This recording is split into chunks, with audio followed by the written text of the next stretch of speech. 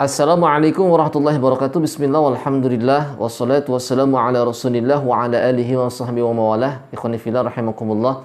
Ada yang bertanya kepada saya melalui WhatsApp di grup pelatihan syar'iyah. Bahwasanya pertanyaannya kurang lebihnya seperti ini. Bagaimana kita menyikapi pemahaman di tengah-tengah masyarakat bahwasanya ada hewan atau lebih tepatnya ada ikan di sebuah sawah yang mana ikan yang ada di sawah tersebut itu dipelihara oleh bangsa jin. Karena kejadiannya ada orang yang habis mancing di situ kemudian meninggal. Nah, bagaimana kita menyikapi daripada permasalahan tersebut? Kurang lebihnya saya akan menjawab dua jawaban ini. Yang pertama saya tujukan untuk para praktis ruqyah, yang kedua untuk orang awam atau orang masyarakat yang hidup di tempat tersebut ya. Untuk peruqyah, kalau konteksnya adalah untuk peruqyah, maka kita jawab bahwasanya mungkin saja ada yang seperti itu. Mungkin saja ada yang seperti itu ya. Jadi bisa saja bangsa jin itu menyakiti manusia, kemudian membuat cacat manusia diakibatkan karena jin itu tersakiti, baik sengaja atau tidak. Kemudian membalas dengan balasan yang bisa menyakitkan manusia. Itu bisa saja terjadi ya. Dan saya pun mengalami pada saat saya meruqyah para santri. Saya pernah bekerja di salah satu pesantren, mengajar di salah satu pesantren, pondok pesantren, yang pada waktu itu asramanya itu baru dibangun, asrama akhwatnya.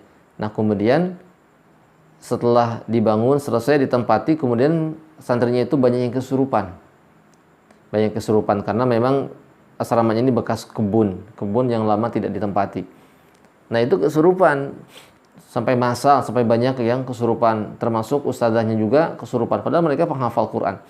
Kita ruqyah, itu keluar jinnya masuk lagi, sampai kita adakan ruqyah asrama, ruqyah tempat, kita undang para ustadz untuk meruqyah tempat, tetap masih keluar masuk jin itu. Nah, maka saya pada waktu itu berdialog dengan pentolan ataupun pemimpin jin tersebut melalui lisan si pasien, melalui lisan si santri tersebut. Dan dia mengatakan bahwasanya dia mengganggu itu karena rumahnya dikotori. Ternyata memang di asrama tersebut tuh ada masyarakat jin. Maka kita pun dialog. Yang intinya kamu harus keluar. Kalau nggak keluar, ini santri gimana lagi menghafal Quran. Nah kemudian pada akhirnya mereka menyepakati dan mau untuk dipindahkan, sehingga pindah. Nah ketika setelah dipindahkan seperti itu, mereka tidak mengganggu lagi. Jadi memang bisa saja terjadi ya, jawabannya bisa saja terjadi. Nah kemudian sikap kita sebagai peruqyah, khususnya umumnya bagi kaum muslimin, adalah harus meyakini dan memahami bahwasanya jin itu adalah takut kepada manusia. Jin itu adalah takut kepada manusia sebagaimana mereka itu takut kepada kita. Jadi jin itu takut kepada manusia sebagaimana kita takut kepada mereka. Bahkan kata Imam Mujahid, kalau mereka itu menjelma menghampiri kita, maka kita hampiri sehingga mereka pergi. Jadi seperti itu.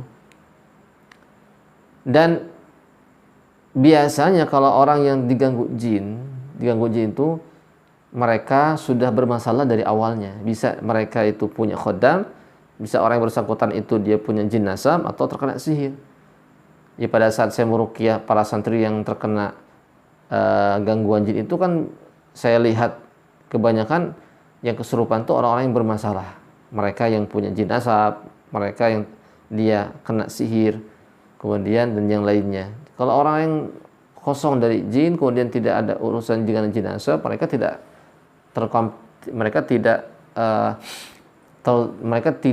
dizalimi oleh bangsa jin tadi. Jadi itu ya jawaban untuk kita sebagai peruqyah.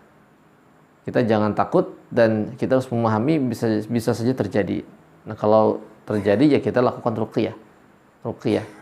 Nah, untuk jawaban yang kedua khusus untuk orang awam atau orang masyarakat yang hidup di tempat tersebut, maka kita katakan kepada mereka bahwasanya belum tentu orang itu meninggal dengan faktor tersebut.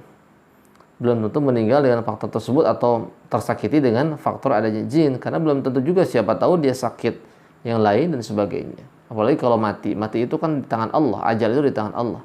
Kita sampaikan. Jadi jangan terlalu kita membesar-besarkan ya. Karena memang masyarakat itu kan pemahamannya dangkal. Pemahamannya itu tidak mendalam. Karena mungkin mereka juga mempunyai pemahaman-pemahaman di luar, sering nonton film horor ya, nonton film yang lainnya, sehingga mereka mempunyai pemahaman seperti itu dan mereka khawatir, takut. Jadi kita khawatir kalau kita katakan iya, itu khawatir mereka itu menjadi takut, kemudian bisa berakibat jiwanya itu terguncang ya, jiwanya terguncang. Maka pelan-pelan saja kita sampaikan, itu belum tentu seperti itu. Yang namanya ajal itu di tangan Allah, kemudian celaka itu di tangan Allah, itu qadarullah, takdirnya Allah, begitu. Dan kita fahamkan jin itu adalah makhluk lemah. Kita jangan takut ada apa-apa, takut ada jin nggak apa-apa. Jin itu justru lemah. Mereka itu akan takut kepada kita. Mereka itu sebenarnya takut kepada kita sebagaimana kita takut kepada mereka. Jadi sampaikan kepada masyarakat tersebut, itu tidak ada kaitannya, begitu saja. Itu tidak ada kaitannya. Orang sakit akibat mancing di sawah, tidak ada kaitannya. Ya, belum tentu mereka sakit itu karena faktor itu, belum tentu. Jadi jangan dikit-dikit itu mistis. Dikit-dikit mistis, dikit-dikit mistis, dikit-dikit jin. Enggak seperti itu juga, harus realistis juga.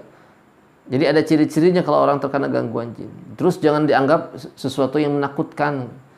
Kalau cerita-cerita semacam itu jangan dianggap sesuatu yang menakutkan, jangan terlalu dibesar-besarkan.